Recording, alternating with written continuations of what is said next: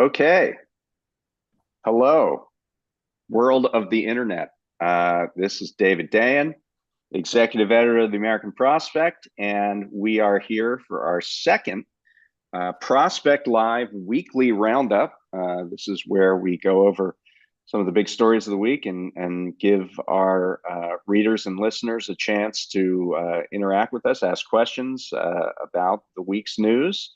Last week I did this solo, and I had to talk for an hour straight. So, in the interests of not doing that again, I have brought on one of our fine staffers. With me today is Luke Goldstein, one of our writing fellows here at the Prospect. Luke, how you doing today? Hey, good. Happy to be here. All right, Let's get cool. into the news. Yeah, let's do it. But let me stress that um, if you want to ask a question, make a comment uh, on the right side of the screen there on the YouTube channel, there's a chat, and we will see that and respond when uh, when we can. So let's jump right into it. Luke, you had a piece up today about the maneuvering in Congress, particularly over what last year I called the most interesting bipartisan effort of the year. Normally, when you hear the word bipartisan, everyone gets really scared, like it's a watch your wallet kind of situation. But this one is different. This is a bipartisan effort to reform a system of government surveillance that has been in place pretty much since 9/11, and to attempt to rein in what are seen as abuses of the program. Could you talk about, what is the piece of this provision, Section 702, that is being debated right now in Congress?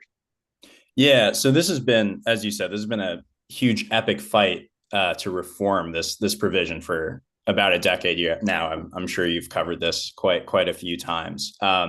So yeah, Section 702 of the Foreign Intelligence Surveillance Act was implemented in 2008 officially, I think. And basically, what it does is it allows U.S. intelligence agencies to surveil foreigners without a warrant, technically speaking. But Mm-hmm. this has kind of just become a huge loophole when agencies are collecting, electronic information, phone logs, back channels of the internet and such. They just, inevitably will drag in a huge amount of information on American citizens as well without a warrant. The problem is that agencies have then, tapped these troves of data essentially in a number of cases on American citizens, again, without a warrant ever being served. So just in 2022, there was like 200,000 such instances. And, it's Right. been And documented let's on. be clear about that, right? So there's a big database. It's like Google for government surveillance. There's just this all of this these collected, whether it's emails or phone conversations, and you can query that and find whatever you want to find. I believe there was one instance where it was donors to a particular political candidate, where they Yeah. just queried those names and see, just to see if they came up in these searches that are supposed to be about foreign intelligence. There was others about gang members and Yeah. illicit drug activity in the United States. So this seems to bring that program well beyond what it was intended for. Yeah. Yeah. Yeah, that's right. I mean, your comparison to Google is pretty apt because sometimes the data actually does literally come from Google because the government has now also been obtaining information through these third party data brokers, which is a whole other issue. So, what that's called is the backdoor search. And then there's the data broker loophole, as I just outlined. So, those are the two main things that reformers in Congress have been trying to address for just about a decade now. And we reached probably maybe the most dramatic moment of this whole kind of epic fight last week when Mm-hmm. the day before the Well, floor but let's yeah. back up here. So, what happens typically with these laws is that they are put in place, but they are meant to sunset at some point. And the theory is that, okay, we'll do these things for a few years, and if there are problems in them, we'll just go ahead and fix them. And this is a way to get people who are skeptical of these programs on board. But inevitably, what ends up happening is that when the clock ticks down and it's about to expire, the intelligence community's heads explode, and they say, "Well, we can't lose this information. We're gonna, have terrorist activity that is enabled by us being blocked from searching. So what are we gonna do?" And Congress caves, and then they pass it or extend that for another period of time. Now, this is kind of what happened at the end of December. All year long last year, there was, because of these abuses, a bipartisan coalition that came up and said, we need to reform these two pieces, right? The Judiciary Committee actually passed a bill that did reform those. They passed it, I think, 35-3, right? With Democrats and Republicans basically aligned. But the beachhead for the sort of intelligence blob in Washington is the Intelligence Committee, and they don't want anything changed whatsoever. So they periodically freak out, and then the leadership gets nervous. So what happened with when this was supposed to expire at the end of December? What is it timed for now? And then you can talk about what happened last week. Yeah. So it's time to to expire in April. And if that happens, then 702 will just sunset entirely. And that was extended, like it was going to expire last December, and then there was like a short-term extension, which the speaker said was in order to get an agreement, right? Yeah, in the National Defense Authorization Act. Yeah. And it was supposed to just be temporary, so they could, go home for the rest of the year. And then at the start of this year, leadership gets together because they know, this extension deadline is coming up. Leadership gets together with Judiciary and the intelligence. They come together to make some kind of an agreement. There's a compromise bill that they come up with. So there's sort of a base text. It actually favors intelligence a little bit, but then leadership also guaranteed that there would be floor votes for the amendments on these reforms, as well as intelligence gets there. So on the backdoor searching, backdoor search. Broker. Yeah, that's right. And data broker is, when we talk about that, that is literally the government buying stores of data that they can combine with this intelligence that they've already gathered and build cases against people. Yeah, that's right. And a lot of it, does come from big tech companies to start eventually through all these various intermediaries known as data brokers. Okay. So what happened last week then? Yeah. So that brings us to last week, where there's supposed to be this floor vote on Thursday, which is all the reformers have really been kind of asking for, that they just sort of get a fair shot here.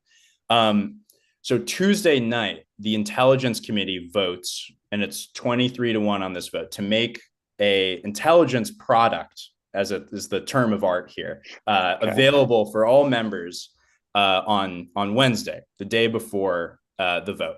This has been used as kind of a tactic. It's kind of a dirty trick, but it's been used before. What happens then on Wednesday is that the chair of the Intelligence Committee, Mike Turner, who's a congressman from Ohio, he puts out this very kind of cryptic statement about an imminent national security threat, but he's very vague about it. So, of course, there's a huge media firestorm, and this really blows up. And then the information is released that this imminent threat that Turner is referencing is capabilities that Russia might have to deploy anti-satellite weaponry, possibly a nuclear weapon. So, all hell breaks loose. And then a lot of the other intelligence members are put in this position where they have to kind of, now, concerns. Yeah. There was another part of it. So basically they were saying this very serious threat has just been revealed. This is the claim, right? And that Section 702, the thing that's going to be debated the next day, was instrumental in gathering this intelligence. Like that was what implicitly or even explicitly was said, is that yeah, I just found this thing, and Section 702 revealed that Russia has fake nukes or whatever it is they were actually saying. And implicitly what's said there is, well, if we give up this program, we're not going to get this very important intelligence that we need in order to understand what other countries are doing. Yeah. So even though, and you can explain this further, not only was this intelligence kind of dated, but it was foreign intelligence, which is what FISA is supposed to be for. It had nothing to do with the reforms that involved spying on American persons that this these that the bipartisan coalition has come together to try to mitigate. Yeah, that's exactly right. They're kind of different opinions even within intelligence about how big of a threat this was and what to do about. But yeah, the point is that officials got ahead of this. Once Turner made the statement, they said, well, this was obtained through 702, and certain stenographers in the media didn't mention that it had nothing to do with what the vote was actually going to be on Thursday. So, it clearly sort of seemed like a scare tactic. But then you reported that other colleagues of Turner's revealed that this was not imminent intelligence, because the way that it was characterized was, we just found this out. Oh my God, what a coincidence. The day before the vote that we're going to take on Section 702, we just found out this incredible information that was gathered through 702. But that's not true, right? Right. Yeah. So, I mean, just to kind of spell this out, there is now a sort of debate, I guess, or a conflict about whether or not Turner's scare tactic was being used to influence the vote on Thursday at all. And we haven't even gotten into this. The vote was canceled on Thursday because of this whole strike. So it was effective whether or not it was planned. But there's some serious doubt about whether, because the idea was that Turner wanted to cancel the vote because he saw it going the wrong way. Is that generally it? Okay. That's right. Yeah. There's also more doubts about, the timing of Turner making this, claim about a national security threat, because Seth Moulton, the congressman from Massachusetts, went on CNN later last week, and he said, this was very confusing for me because we both served on the House Armed Services Committee, and we were briefed on this 2 years ago about this very intelligence. So either I wasn't paying attention, or he very selectively planned the time to make this an imminent threat. So this imminent threat was actually 2 years old. It had nothing to do with the FISA debate that was going on, and it was questionable that it was even operative as something that Russia could do at that moment. And yet it was seemingly manipulated to try to influence this vote. Now, because this was canceled, we still have this case where in April, we're not going to have, there's a deadline for this entire program, not just the things we have talked about that reformers don't like, but the entire program would sunset in April. And so what is the state of play in Congress on whether or not there's going to be another vote? Yeah, and so this is what my piece gets into that's up today. So there are a few different scenarios. One is that leadership gets together and they just reschedule a vote on this compromise bill plus the amendments, as was promised and brokered between the Intelligence and Judiciary committees. Some reformers are optimistic about that scenario actually coming about. They think that Turner's stunt last week may have actually kind of come back to hurt them. Members of leadership are not exactly pleased about how that went down. But the other scenario is that because we have this government shutdown that's looming on the horizon in early March, possibly what they'll do is they'll just insert a full 702 reauthorization into the stopgap bill to just keep the government funded. And then, all the members are kind of, pressured in a way to vote for that, or they're holding up the government. Probably the Freedom Caucus is happy to do that. But not so much, the Progressive Caucus, which is opposed to or is in favor of 702 reforms. The only that might be the most likely case. The one sort of issue with that also might be that the Rules Committee, which has to approve 702 getting included into the stopgap, must pass legislation. The Rules Committee reportedly is not particularly happy with intelligence for what they did last week, because in all of this mayhem on Wednesday, not just Turner, but the whole Intelligence Committee was supposed to show up to the Rules Committee hearing before the Thursday vote to, kind of submit their amendments as was planned. Not a single member showed up. They never submitted their amendments beforehand. And while that hearing was taking place, Turner was meeting in some kind of backroom deal, as Wire reported, with Speaker Mike Johnson to just cancel the vote on Thursday. So there's, some people think that Rules Committee would actually, get involved. And some members are also in favor of reforming 702. Right. There are Freedom Caucus members on the Rules Committee. And if enough of them went against this idea of including a clean reauthorization in the stopgap, you couldn't get it into the rule. And the way that you get bills on the floor is they have to pass through rules. There's one way for bills that don't pass the rules to get on the floor, and that's through what is called a suspension of the rules.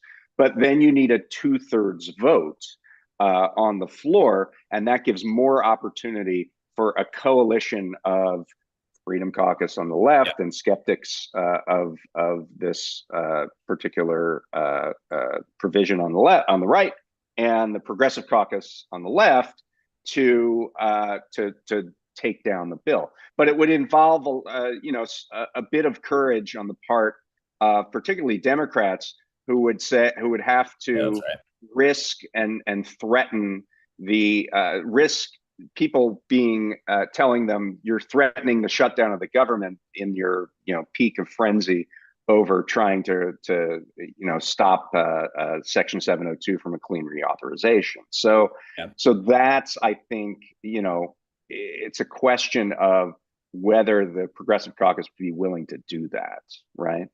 Yeah.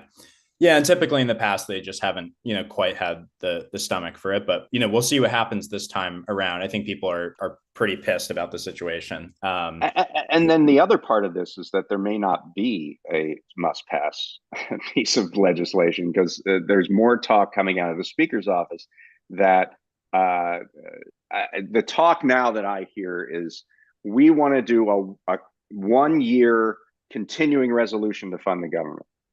We just want to do a 1-year CR. And if they do that under the terms of, this gets a little weedy, people, sorry about this, but under the terms of the debt limit deal, that would create an across the board 1% cut to all programs. That includes defense and it includes non-defense. And because of a very wonky way in which the continuing resolution initially was structured, it would actually hit those non-defense programs harder. So it would be a significant cut to domestic budgets, while also being a cut to the defense budget a little bit, which defense hawks, they don't like any kind of cut to the defense budget. So that could create an impasse. And that impasse means there's no must-pass vehicle to attach the FISA reform to. And that means FISA reform goes, the FISA Section 702 goes away. Yeah, it scrambles the coalitions. And that means 702 would just sunset. And again, this is getting kind of far out, but it's just, it's interesting to think about, because it could influence the vote and what goes down here. If 702 sunsets, the political dynamic is sort of, inverted here, where, intelligence, potentially reformers get some kind of leverage, because then intelligence is sort of on their back heels and they have to probably come to the table and agree to some kind of compromise. They might also do what they normally do, which is cry foul about there being an imminent national security risk if 702 completely goes away and Yeah. the government can't collect intelligence. So there's definitely a risk there. But we'll see what happens. I'd say you're definitely going to see some fear mongering. You're definitely going to see people saying that we're about to be all killed in our beds. A long way to go between now and April, but it is a really kind of fascinating dynamic about this bipartisan push against the intelligence community, the intelligence blob, which is unusual in Washington. So we'll keep watching it. Yeah, it's a window into how the sausage gets made. Yeah, indeed. Yeah. As difficult as it is to look at. Right. So let's switch gears here and go into another thing that happened this week, which is an issue that we talk about a lot here at the Prospect, and that I know, talk about a lot, which is the concentration of corporate power. So we had the announcement of what, it's only February, but so far it's the largest merger proposal of the year. And it is between two banks / credit card companies, Capital One, which is a top 10 credit card issuer and also a bank, and Discover, which is also a top 10 credit card issuer, but is a little different because it's also a payment network, much like American Express. Discover issues its own cards, which Capital One does not do that. Capital One is on, I believe, the MasterCard and Visa networks. So here's one reason why this is important. I want to come to you for a different aspect of this.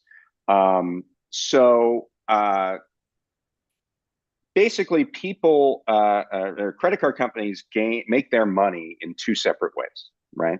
The first way is through interest on customers who have credit card balances or annual fees. Sometimes there's an annual fee on your credit card. And it has been shown, and the Consumer Financial Protection Bureau has actually come out with a bunch of different. My audio isn't great. I'm being told my audio isn't great. I don't know what I can do about that, but I'll try to move a little closer here. Anyway, so okay, good. So the CFPB came out with these reports, a series of reports showing that the larger a credit card company is, the more interest they charge on balances on their credit cards. And this would create the largest credit card issuer in the country. It would have a 19% market share, which is just above JP Morgan Chase's 16% market share. So on that side of it, this is not really a hard thing to figure out. The larger the company, the more market power they have to charge a higher interest rate, and that's kind of a compelling reason to look at this merger askew. The second side of this, and the second way that credit card companies make their money, is why don't you tell me what that second way is? Yeah. So the other way is basically through these giant swipe fees that they impose on a merchant. So there's the fees, interest, consumer side, and then there's the kind of business merchant side. So I've written quite a bit about the efforts to try and reform. So in other words, let's just break that down a little bit. When you're talking about swipe fees, you mean that every time you pay with a credit card at a merchant, that merchant is charged by the credit card company and by the payment network as well. Yeah. They're actually charged by two different people to process that card and get the money to the retailer. Is that what you're saying? Yeah, that's right. There are a few different layers here, but yeah, you have consumer, merchant, and then you have these financial transaction providers in the middle. Visa and MasterCard are the main duopoly that right. are they're making these charges. And by the way, sometimes the charges do get passed on to consumers. It's not just on businesses, but the fees, hit businesses the hardest. For some, it's their second highest overhead cost besides labor. I mean, they've just gotten insanely high because of the amount of consolidation. Yes, and I understand there's been and two things to say here. There's been a 50% increase in swipe fees over the last few years. And two, even though Visa and MasterCard are the duopoly, Discover is another one of these payment networks. So if you're Capital One, you think, okay, I can get with Discover and put all my credit cards over on that network. And the way that it works is that if you give a Discover card to a business, they don't have a way to say, oh, I can process this with Visa, or I can process it with MasterCard, or I can process it with Discover. It's essentially a monopoly.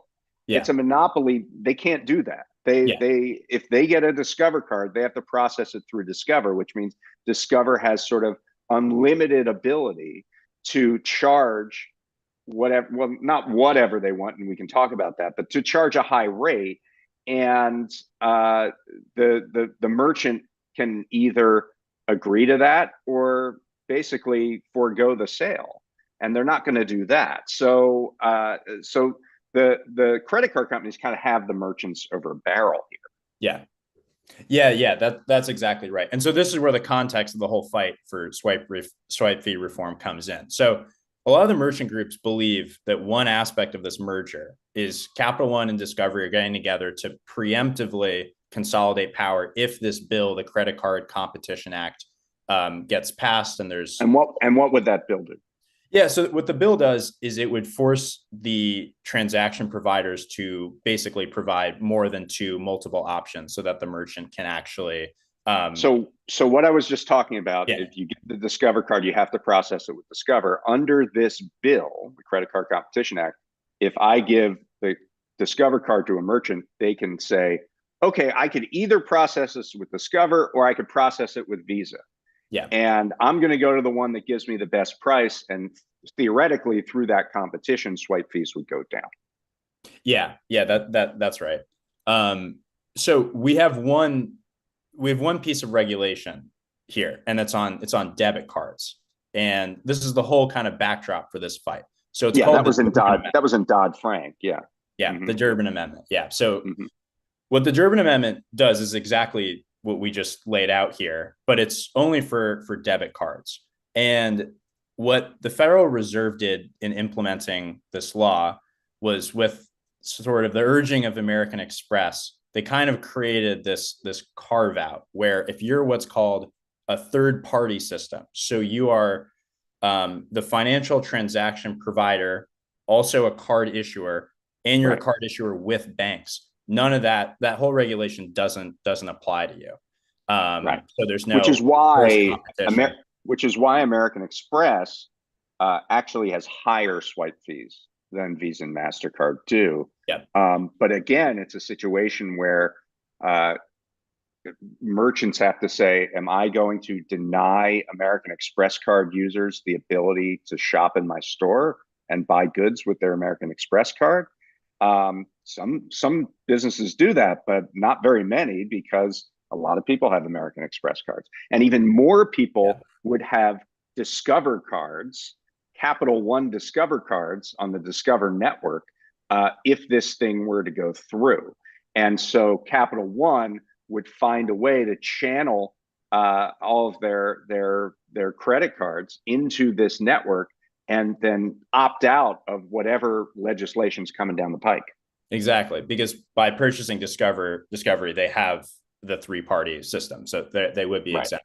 It's a little bit unclear with the Credit Card Competition Act how that would play out. But by the way, this is not just speculation. The CEO of Capital One mentioned this in his earnings call where he was announcing the merger. That having a three-party system, it's a highly coveted, like, holy grail for financial service providers. Yeah.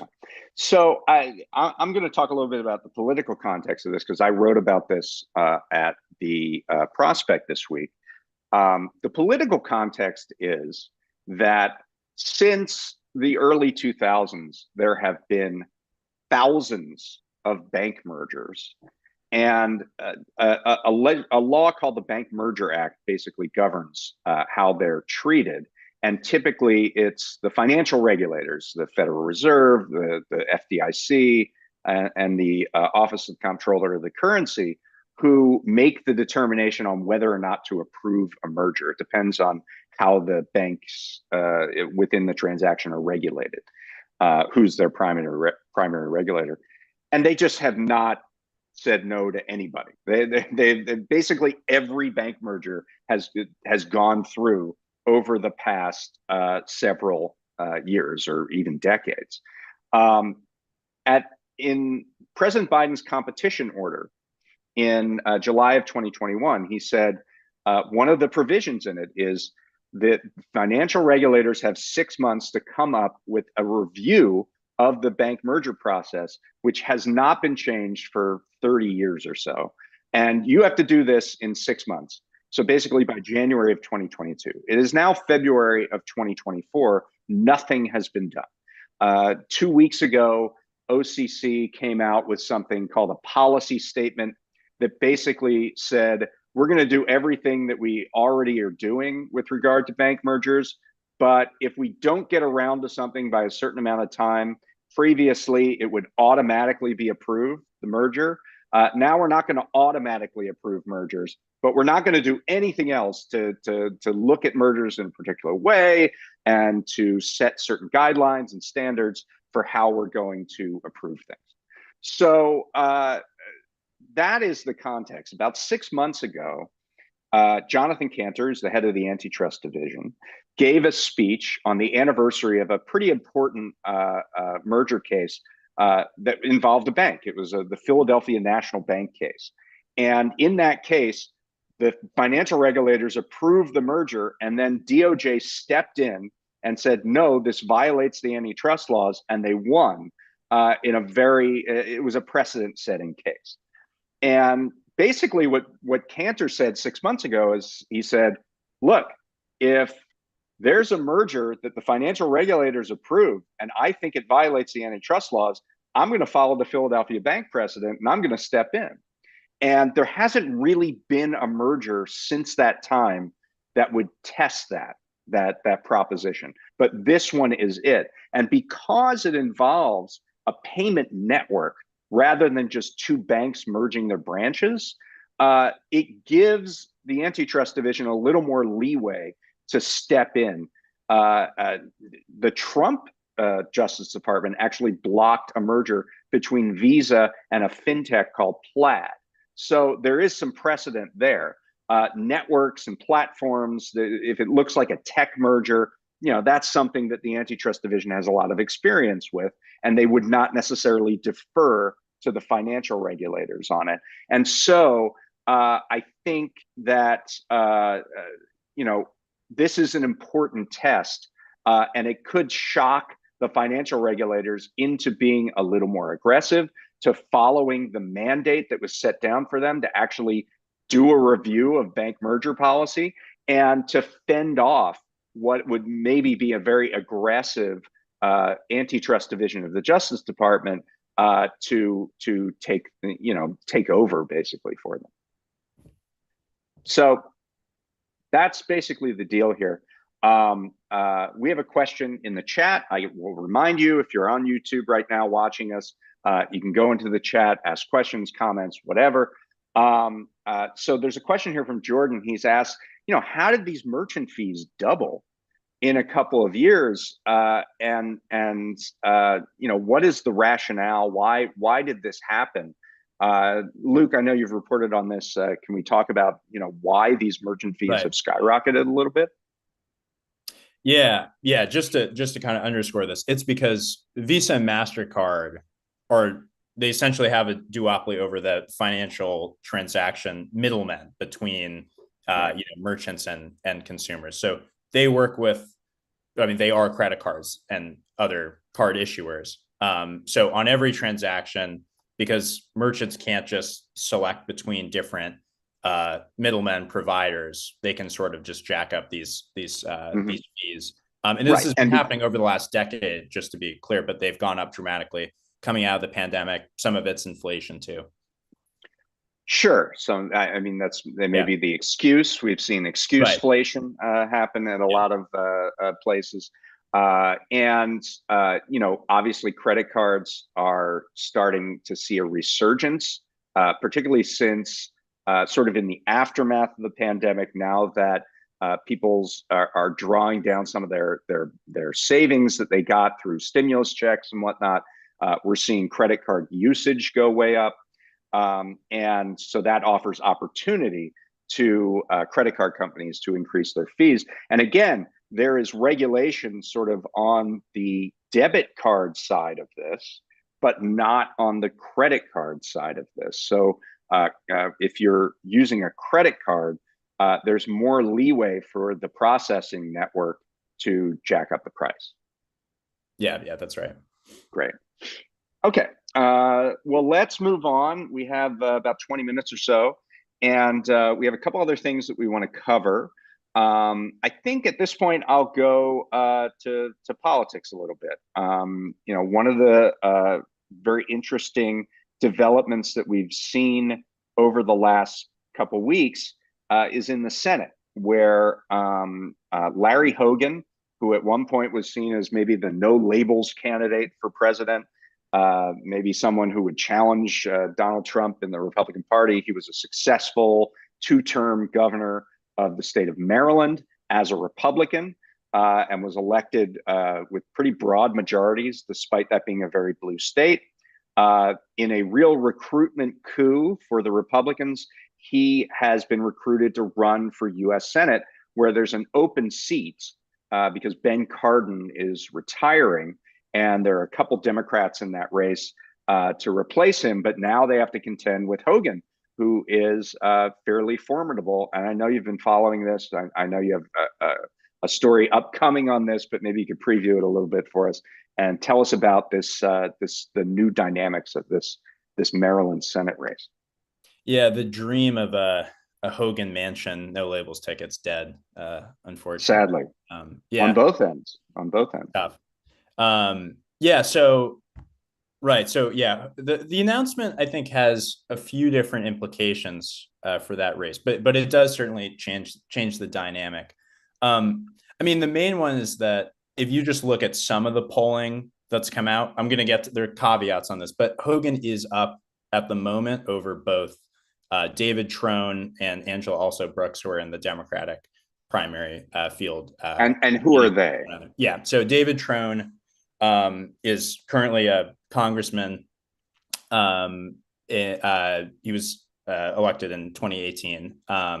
And he, though somewhat better known in the state of Maryland, he's the owner, co-owner of Total Wine, which is a giant, liquor retail outlet, has just chains all over the country. So he's a wine mogul. That's his background. Okay. Angela Also Brooks is the county executive for Prince George County. Was also a state prosecutor for a number of years, and is just sort of well known in the state. The one thing about Hogan being up and polling is that he's at about 40%. You would think for someone with as much name recognition as Hogan, who's a two-time governor, that you would be a little bit higher than that. So that's the one. That's the one caveat there. I mean, I think it changes things a little bit for the primary race. Just another thing to note is that there's going to be a state ballot initiative in November on abortion. So that's going to be a big kind of rallying point for Democrats. And Hogan is obviously that complicates his attempted ascent, right? Because even if he came out tomorrow and said, I don't support abortion, if he's going to vote for Mitch McConnell, who might put on the floor a national abortion ban to be Senate Majority Leader, then it implicates him, even if he says, I'm personally against it. Yeah, that's right. I mean, Hogan also has kind of a mixed record on abortion. And again, there's a lot of backstory that's going to get dug up here that I think kind of punctures this image that he's created as the kind of never Trump Republican. So there was sort of famously, there was a bill that was passed through the Maryland legislature. This is before the overturning of Roe v. Wade. Right. And it would have expanded abortion access across the state. Hogan vetoed that bill, went back to the legislature. They approved it again. So it went through, and he held up a bunch of the funding from that bill for Yeah. a number of That, years. that's not going to look too good in a nationalized election. I think the other interesting thing about this is obviously Democrats have a very tough map in the Senate. They have races in Trump states. West Virginia, they've basically given up because Manchin's going away. But, they have to protect incumbents in Montana, in Ohio, in Michigan, in Wisconsin, in Pennsylvania, in Georgia, or not in Georgia, not this time, but in Arizona. There's an open seat because Kirsten Sinema, I mean, it might not be open, but she hasn't announced whether or not she's running. And if she does in a three-way race, that's going to be a difficult race for Democrats to keep. The Nevada Senate seat is going to be difficult for Democrats to keep. So you put all of that together, it was already a difficult map, and there was a lot of money that Yeah. the Democratic arm of the Senate was going to have to go and put out into those races. Now you have a Maryland seat that they thought was going to be a walk away. And, Hogan's internal numbers say he's up double digits against also Brooks and Trone. I don't know if I totally believe them, but even Right. independent surveys have shown a very close race. And, there's going to be a need for some national spending on those races. And here's where it gets interesting, right? Because Trone is like made of money, and also Brooks, isn't.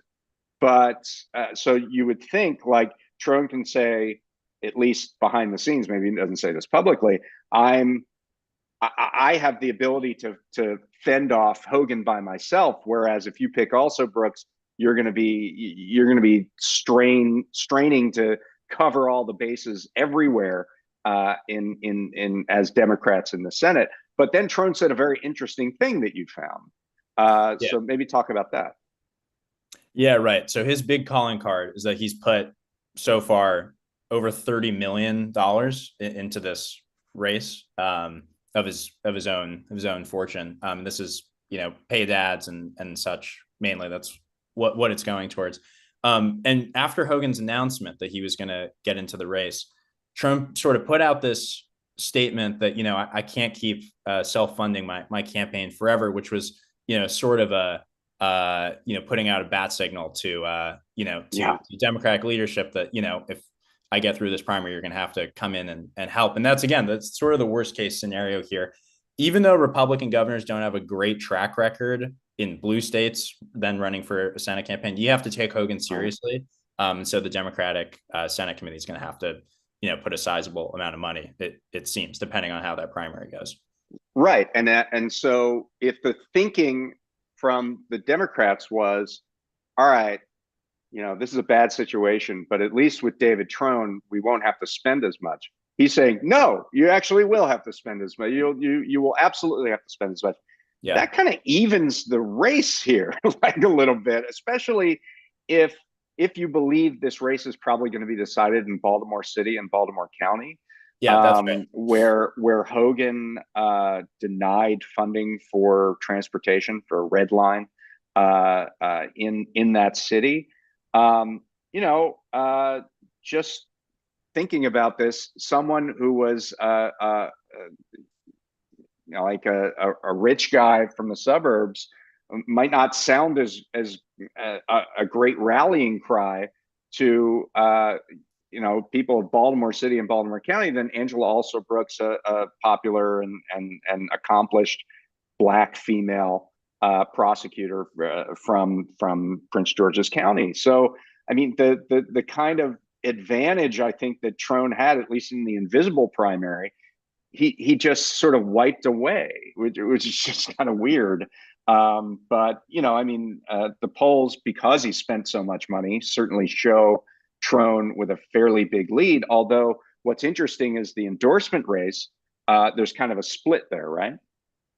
Yeah, there is. So there's a couple points to come back here, but yeah, one of the big dynamics is there's this kind of shadow war, shadow battle in the Democratic primary. Um, so Minority Leader Hakeem Jeffries has endorsed David Trone. So has a lot of the Democratic Leadership Caucus. Catherine Clark, Pete Aguilar as well. Then on also Brooks's side, the governor Wes Moore, who's this real kind of rising star in the Democratic primary. Sorry, in the Democratic Party In the has party. yeah in the party has endorsed Angela also Brooks. They have somewhat of a relationship, both as state officials. Steny Hoyer has also endorsed also Brooks, as well as the other senator, Christopher Halen. Yeah, I mean, it's not a completely clean split, but it's true that a lot of national leadership is on Trone's side. I think you can sort of But dig into local this a little Maryland bit. readership is kind of Yeah, on also Brooks' also side. So Brooks' side. Yeah, it's a Trone's fascinating. huge. There are a few really interesting Senate races. New Jersey comes to mind. California, obviously, which we're going to see the outcome at least of the first round in 2 weeks. That comes to mind. But Maryland, don't sleep on Maryland. This is a really interesting race, Yeah, especially with Hogan in it. Again, as you say, the track record of Republican governors in blue states winning Senate seats is not good. Linda Lingle in Hawaii is a good example. She was a very popular two-term governor, and she got crushed in Hawaii in the Senate race. So it doesn't always work out. All right. Well, let's leave that there. I will just once again say, first of all, you can find more on these and many other stories at prospect.org. And second of all, if you want to get involved in the chat, please do so. There is a question real quick from Margaret from the chat asking if there's any chance Jamie Raskin would jump in. Jamie Raskin has already announced that he would not be part of the Senate race. Part of that was due to his cancer diagnosis. Part of that was due to the fact that he is the ranking member currently of the Oversight Committee in the House. And if Democrats took the House, he would be the chair of that committee. And that's a pretty powerful position. So he's already announced that he will not run for Senate. So that's not going to happen at this late date. though a very coveted endorsement that's been highly sought So after. yeah, he hasn't endorsed, Yeah. and if he does, I think that could Yeah. mean something. Raskin famously beat David Trone uh, for his House seat, and then 2 years later, Trone decided I actually live somewhere else, and I'm gonna run in a different race, in a district that opened up, and then he won. So even though with all that money, Raskin was able to defeat Trone. And so it will be very interesting to see if he endorses.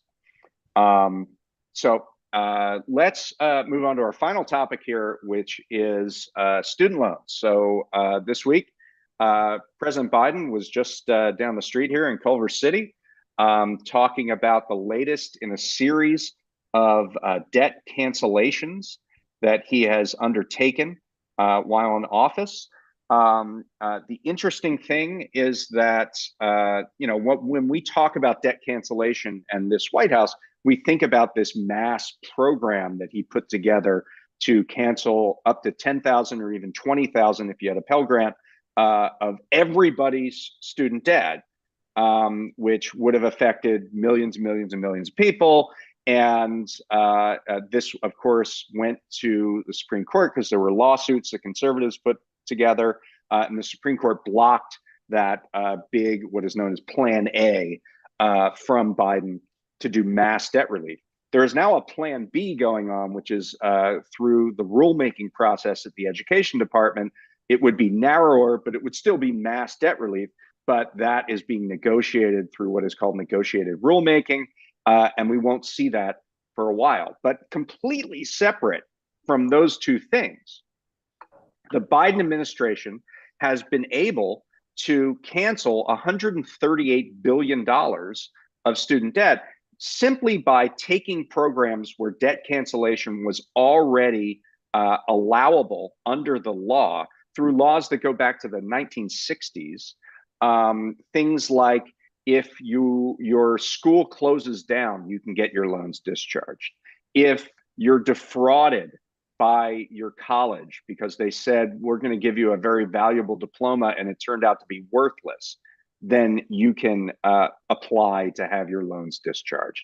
If you become totally and permanently disabled after receiving a student loan and you can't work and you can't repay the loan, there is a program that was put in place in the 1960s that says you can have your loans discharged. If you sign up for a repayment program called the Public Service Loan Forgiveness Program, which was put into law by George W. Bush, it says if you pay your loans for 10 years and you go into public service, either through government, through as a public defender, or work for a nonprofit, you could have your loans discharged. All of those things were available in the law. They just weren't working. So successive presidents just didn't give the debt relief that was promised under the law through all of those programs.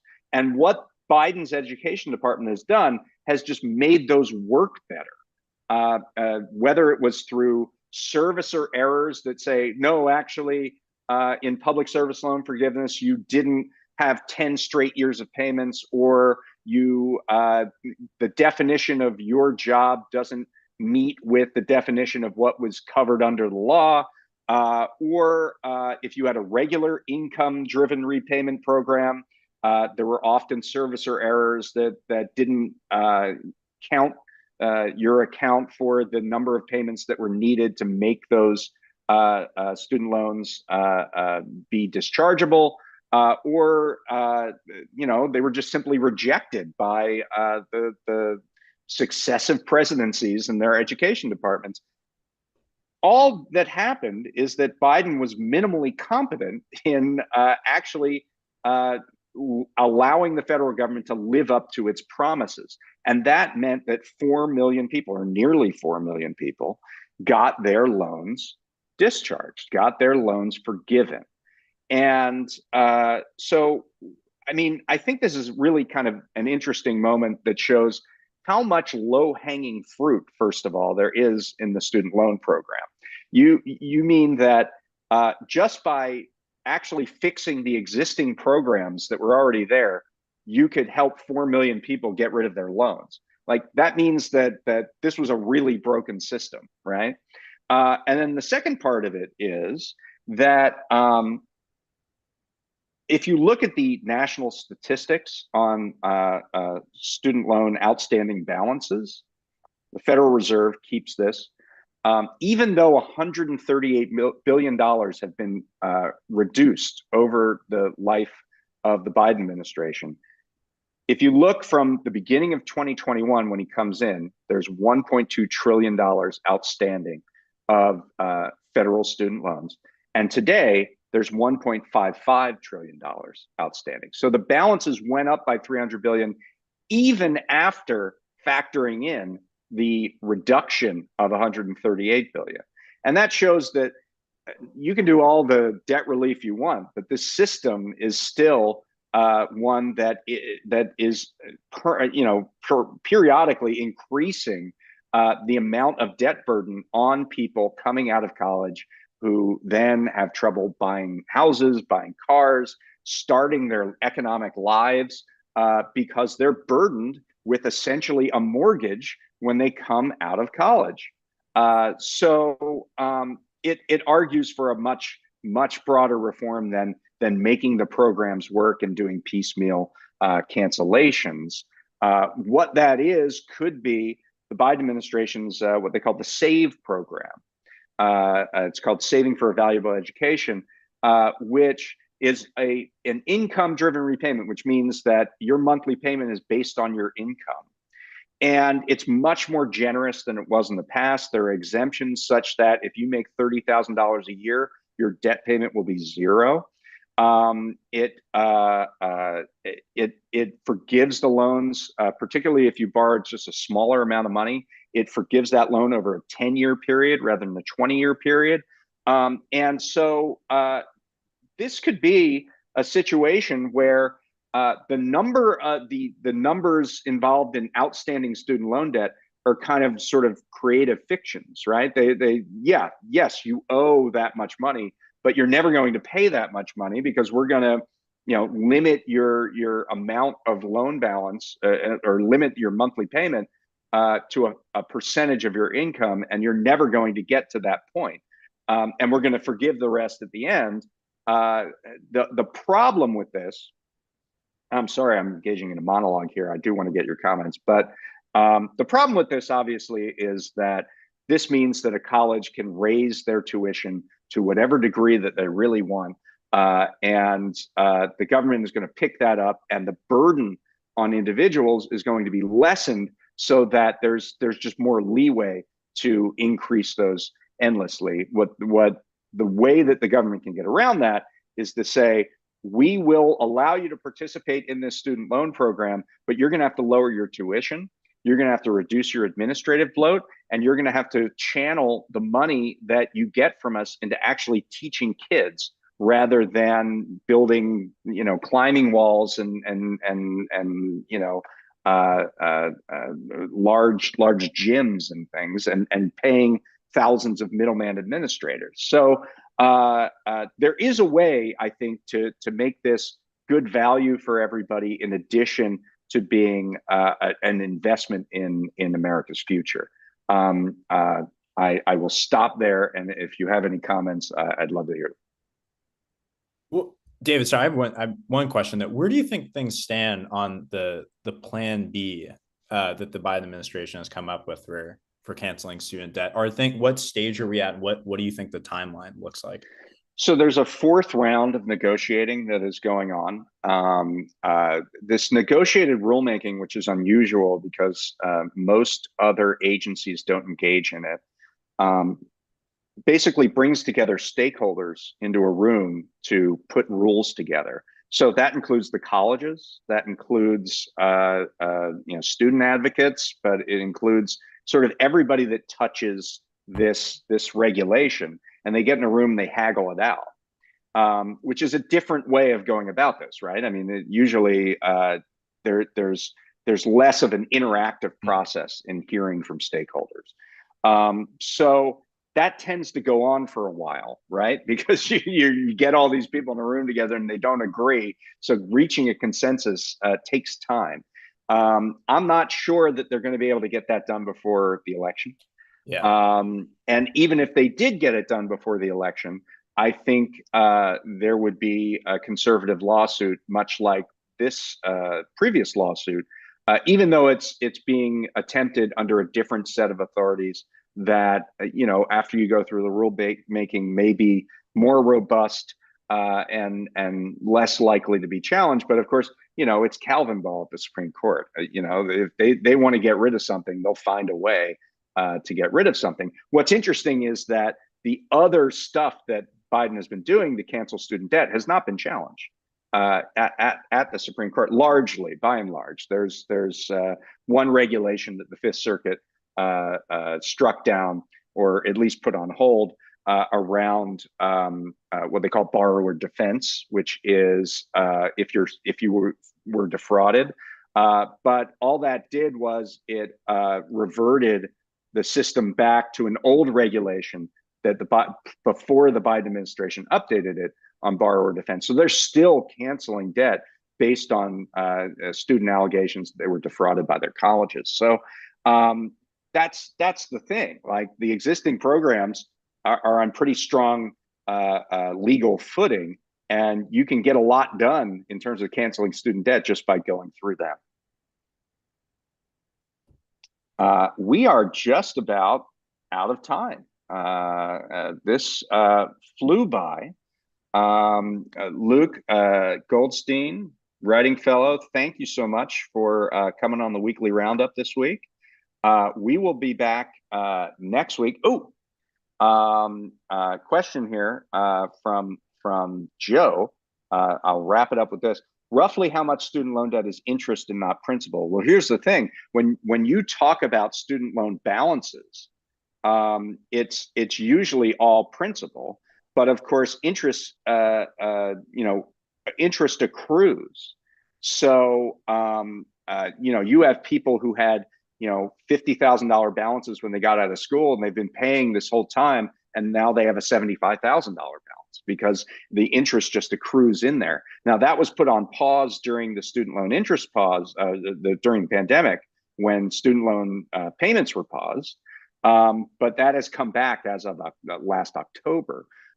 It would be almost impossible to calculate how much of that is principal. And actually, the larger point, Joe, is that it shows how fundamentally ridiculous these numbers are. Like they don't necessarily correspond to what people borrowed. They don't correspond to what people actually pay. Like you could be paying for 10 years. You have paid $50,000, and it will say you still have a balance of an unpaid balance of X amount of dollars, even though you've paid everything in that loan. Or you've paid well above what you borrowed. So the system is not functional. It's bad for the economy. It's bad for kids coming out of college, and it needs to be higher education finance needs to be seriously reformed. And with that, I will say goodbye. Thanks, Luke. Appreciate it. This is a good time. And we'll be back next week with another Prospect Live weekly roundup. Thanks a lot.